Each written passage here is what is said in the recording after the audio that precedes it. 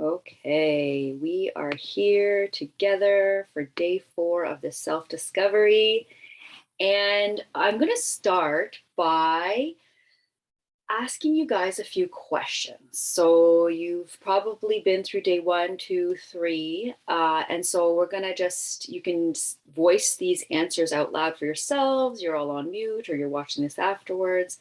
You can either speak it out loud or you can jot it down in a journal. And I'm going to pause between each question so you guys have a moment to reflect on what's been happening for you.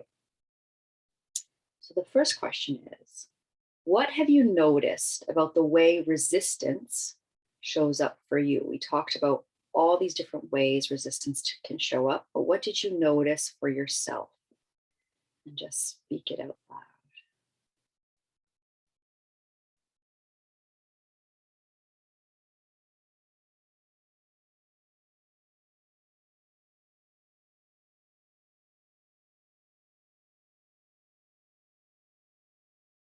And what have you noticed in your body around patterns of fight, flight, and freeze on day 2?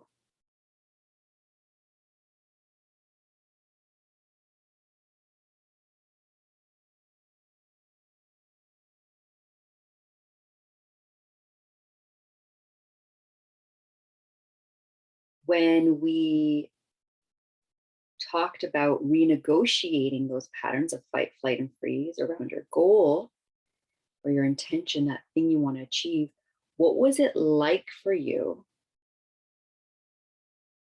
to think about renegotiating that pattern, fight, flight, or freeze?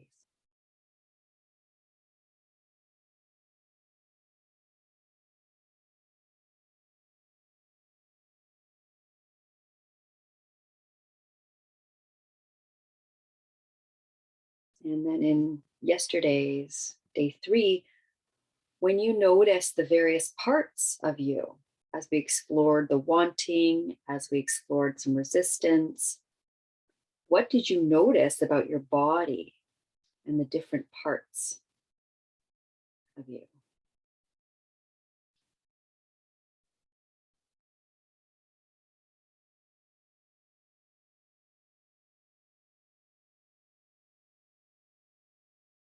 And then yesterday, you actually took that first small step. At the very end, we had that ask of, we're just going to get that one small thing done. And what was it like as you did it and as you got it done? That small step towards your goal.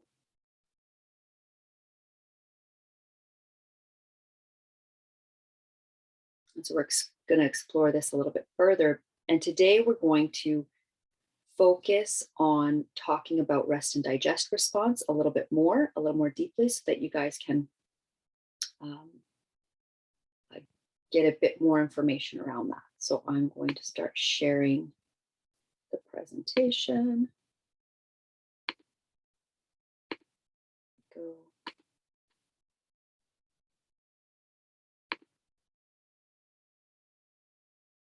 Wonderful.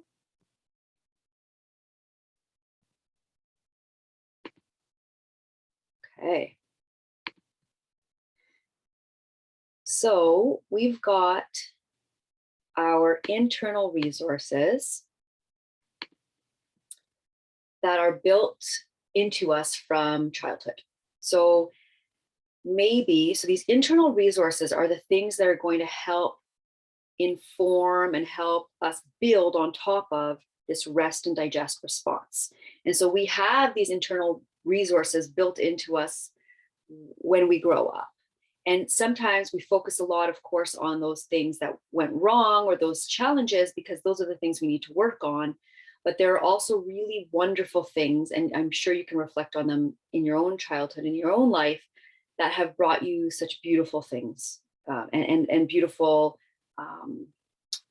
skills that you have now as an adult. So maybe you saw parents communicating effectively and listening to one another.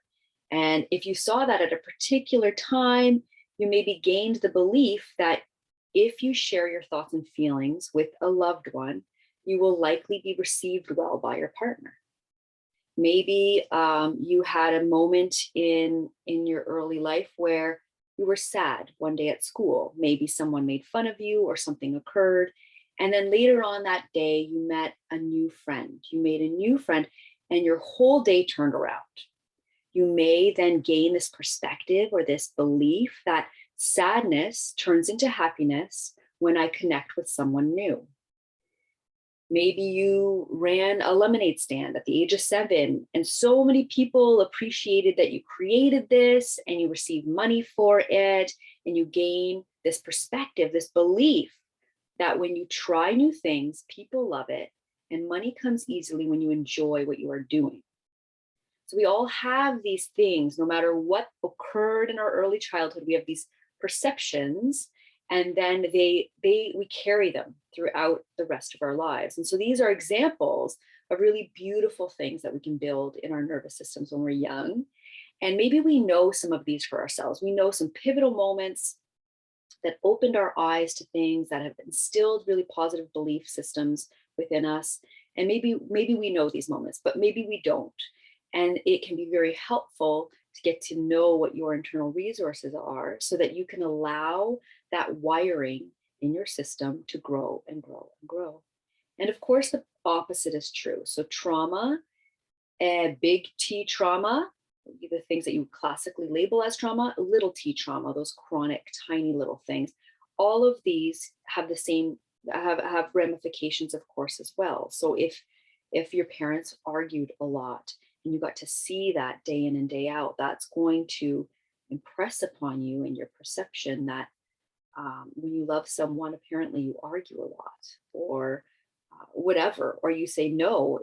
When you love someone, you don't argue, and I'm going to reject that. But either way, it's good to know what's laid down in your system, and then we typically will focus on those beliefs that are limiting us, right? Because we need to heal them. And sometimes these beliefs come up over and over again. One for me is unworthiness. Unworthy, I'm unworthy, I'm unworthy. And it shows up all of the time. And I try to remind myself that it shows up all of the time because it wants to be healed, not because I need to focus on it and exaggerate it over and over again and anchor that wiring further into my system, because that's not helpful. The belief that it's coming up so that I can keep addressing it, so that I can see this layer of it for me, that's the belief that I want to hold. So every time it shows up, I can acknowledge it, and I can say, it's coming up now, so that I can pull apart this layer of it. So that's the way I like to think about, the traumas from our past coming up and why they come up. They come up so that we can heal them. We just need to know the tools to do that, right? We need to have the ability to sort through it for ourselves in the moment, so that we don't keep running those patterns unconsciously all of the time. So you can think of this for yourself right now. What is one thing that you learned from early childhood that serves you really well?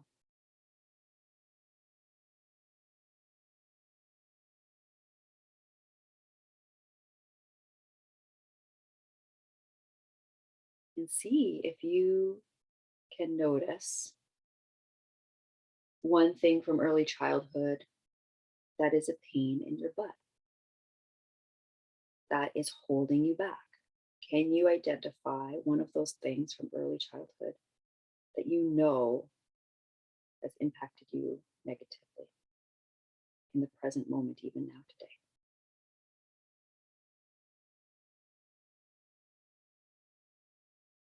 Maybe just jotting these things down, right? One is a resource, and one is a thing that you want to work on and heal and sense in your body, so that we can work on that fight, flight, and freeze pattern that's locked in there because of that experience. We also have management strategies. We learn as we grow, how to manage overwhelm as it comes up.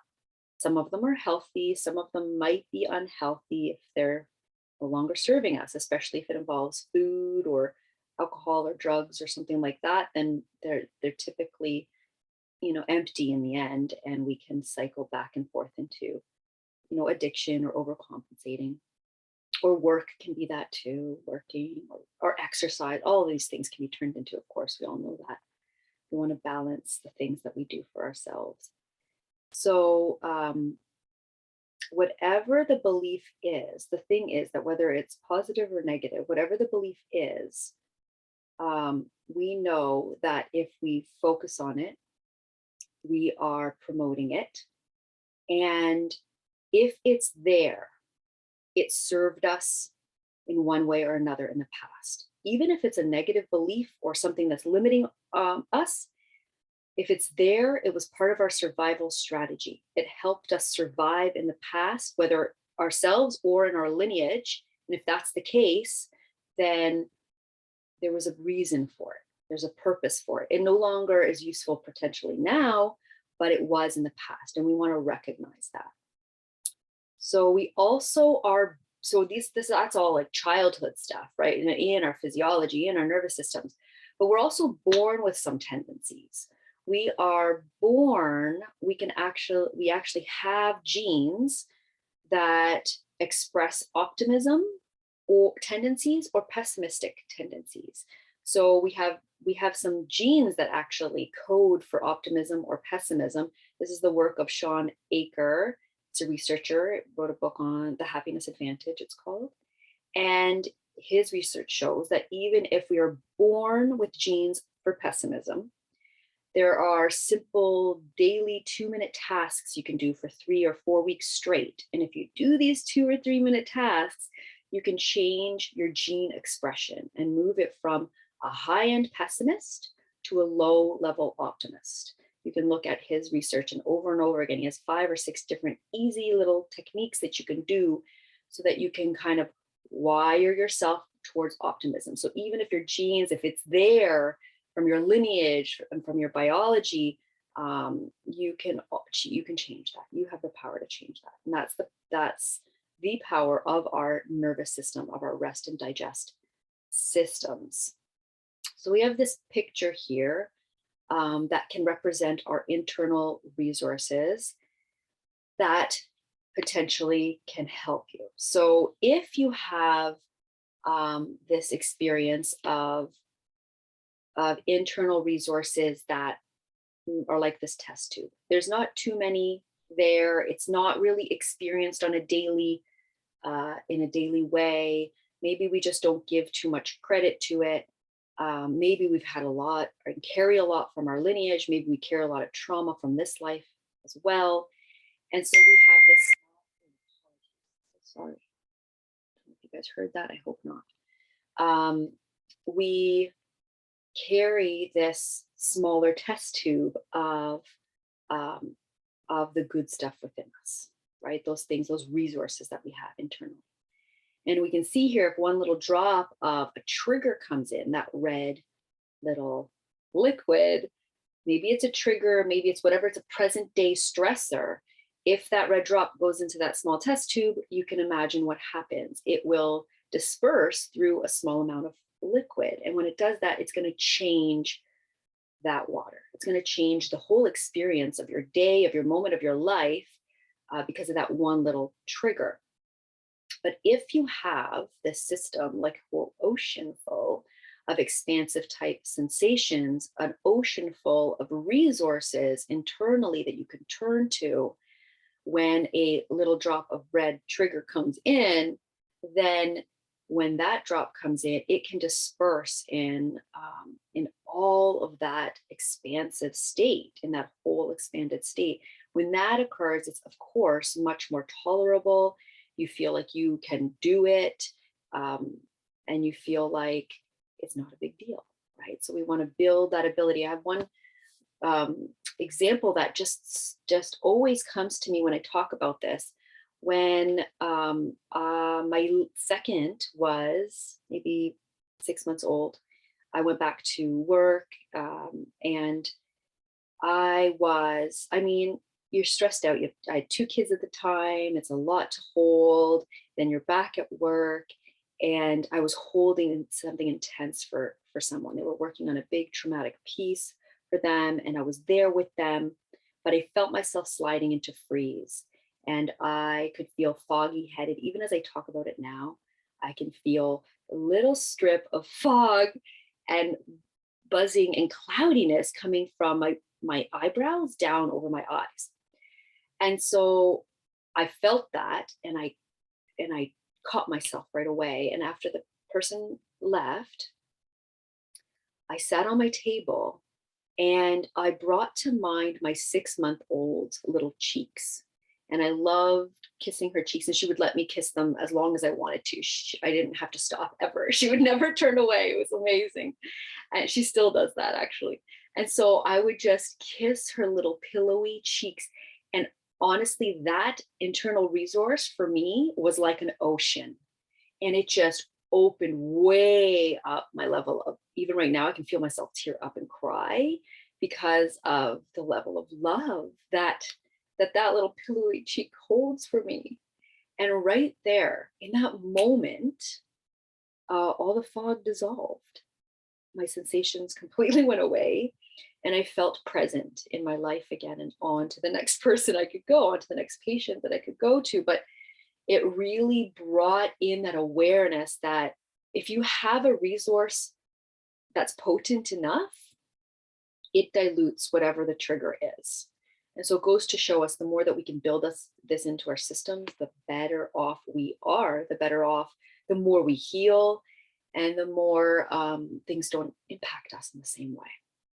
So this is what we're moving towards. We're moving towards this ability for you to be able to hold more and more light, hold more and more expanded type states in your body and mind, so that you can take on the things of your day in a completely different way.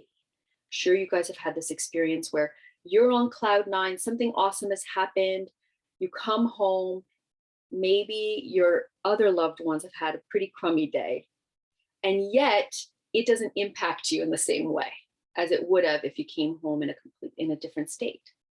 So we're kind of buffered. We buffer ourselves from the things that that happen to us based on our expanded states of mind and body.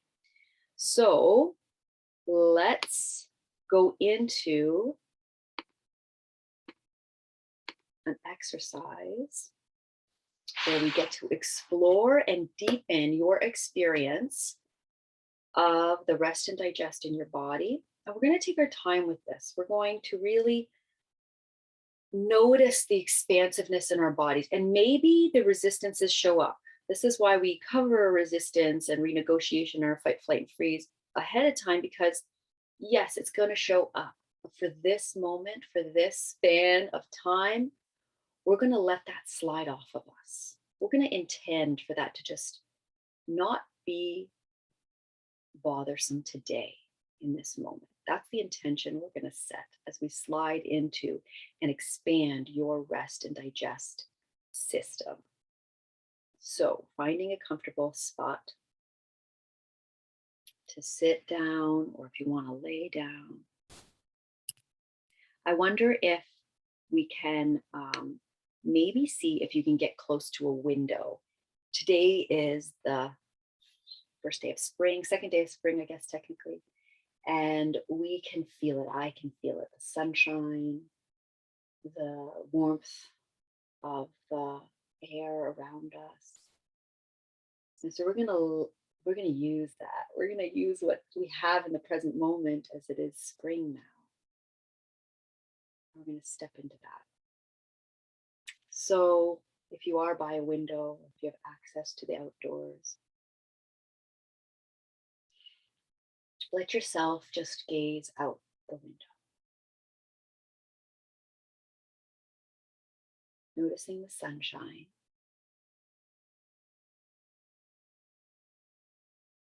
Falling onto the grass, the trees, whatever you can see out there.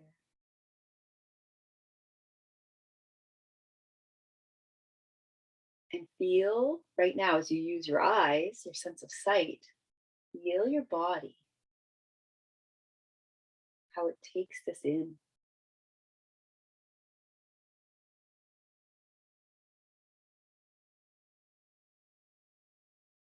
Noticing where this openness starts to happen for you.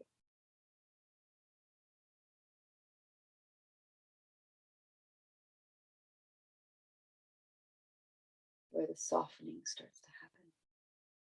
Maybe a part of your body is even in the sunlight right now. Or if it can't be, then just imagine the sunlight on your face and on your body. That sense of touch now, just feeling that touch of sunlight on you.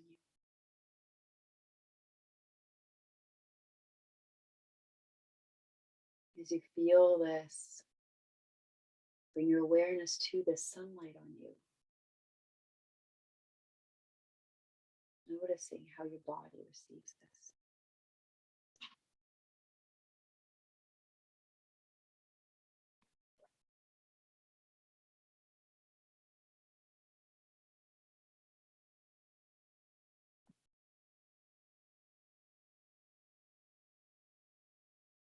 Feeling the warmth, letting it sink in. Noticing how your body responds to that. Now noticing your sense of hearing, taking in the sounds around you. Maybe it's absolutely quiet. If you have kids, you probably really appreciate that. I know I do. The silent moment. Maybe you hear the birds. Just taking in the sound of my voice. Feeling the response through your body. Where does this come in?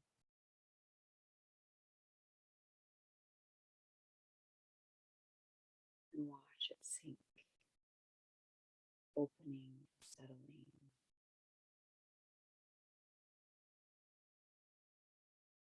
Almost like an unfolding, deeper and further into your rest and digest state.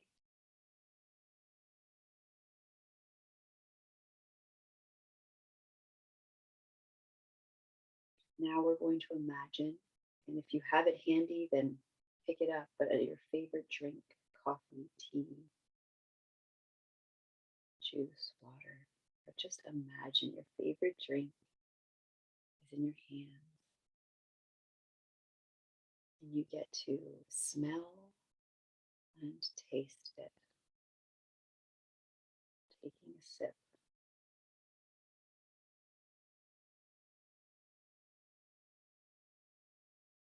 And receiving the feelings that come along with this.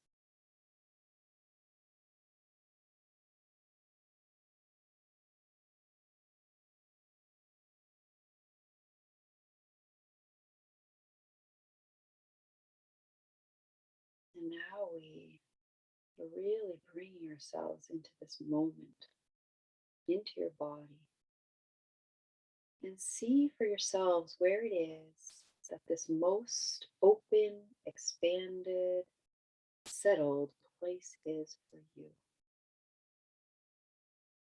Naming out loud, even right now, where do you feel it inside?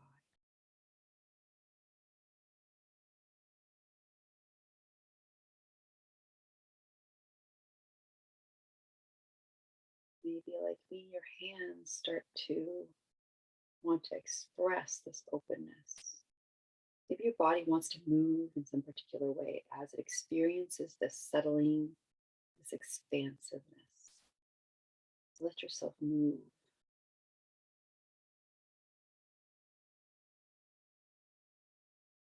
No one is watching. No one will bother. Just let yourself be silly and weird and fold right into this expansion, this ocean of open sensations.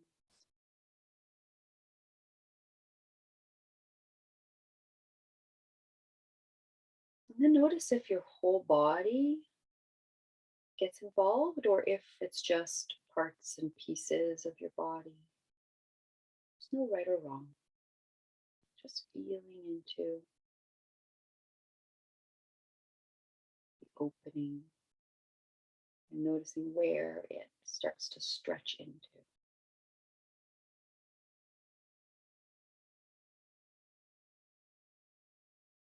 Now, in this place, from this beautiful expanded place, we're going to bring up this goal you have for yourself, this thing you want to move forward on. And we're going to recall that you did that small task from yesterday, that tiny thing, whether it was just even a plan, thought, or an action, that you did it.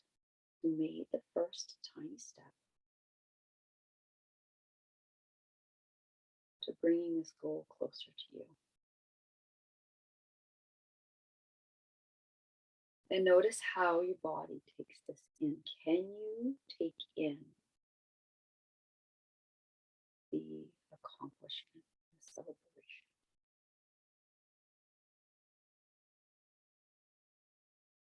Noticing there might be parts of you that can, parts of you that can't. We're going to become aware of those parts of you that can.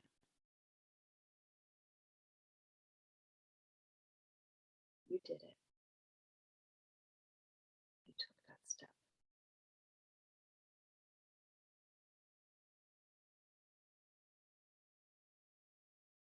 A sense of connection to your own self-confidence,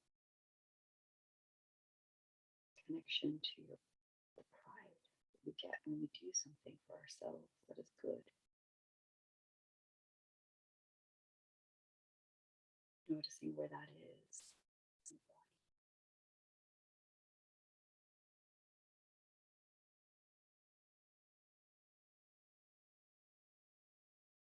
Kind of like that ocean with that drop, that drop we just put in, but you moving forward on your goals, just letting it sink in, disperse through all of that liquid throughout your body.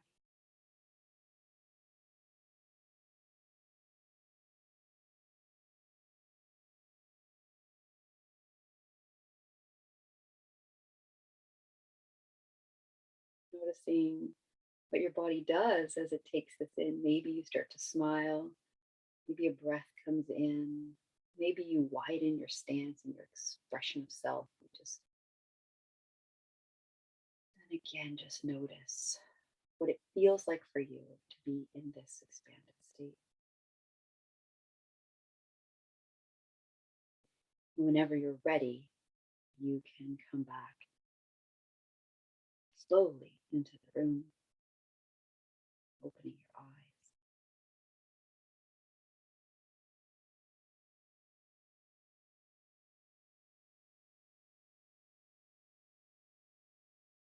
Taking your time, and as you come into this present moment, notice your nervous system, notice your whole body. It's in a different place now. You've just built some resources within yourself with this exercise. And as you take in the world around you with this nervous system state, just feel what this is like.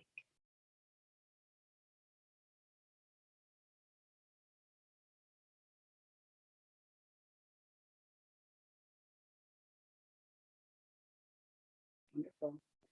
I'm going to shut the recording, but I thank you all that are listening to this recording. Just taking this with you in the rest of your day, this expanded state. And as you do that, notice when things come at you, when triggers arrive, how do you take them in now? What's different about that? And it'll start to sort of, like a hypothesis you're running. How does this really change my world if I walk around being in this place? So you're kind of just running a little experiment for yourself today. See you guys tomorrow. I'll just stop the recording here.